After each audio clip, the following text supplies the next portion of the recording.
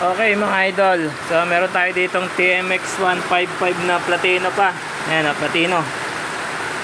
Ayan, so contact point pa yan. Dito pa CDI ito. Alright, so nag-top overhaul tayo. 10 taon na stock. So yung kanyang piston na pinasok ng konting tubig. Ayan, umipit na dito. So nakaipit na yung piston rin kaya nag-lose compression. So ginawa namin, bumili ng bagong piston. So ang presyo mga idol 3,000 dito sa lugar namin. 3,000 bagong piston na nakakabit dyan. Wala yung box eh. Tapos to yan, pinalitan na rin namin yung packing gasket. Ito yung packing gasket. Yan, packing gasket. Tapos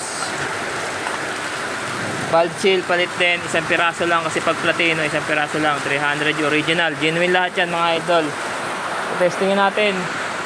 So para makapag-testing mga idol ko, para malaman mo kahit hindi mo na paandarin, so kung nagana yung bomba ng langis o yung pump ng langis, tanggalin lang natin to.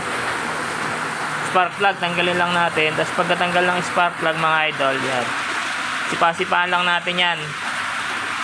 So paikutin lang natin yung bomba ng langis o yung oil pump. Yan. So padyak-padyak lang tayo hanggang sa umahon yung langis dyan. Ahon na yan mga idol yung langis. Yan, share ko lang sa inyo. Yan o. Hindi na natin kailangan paandarin para paahonin yung langis. Right, so yan o, may langis na. Padyak-padyak lang, tanggalin lang para hindi matigas. Tanggalin lang natin yung spark plug. Alright, so maulan dito kaya medyo maingay. Pasensya na kung hindi nyo naririnig masyado. Alright, peace out.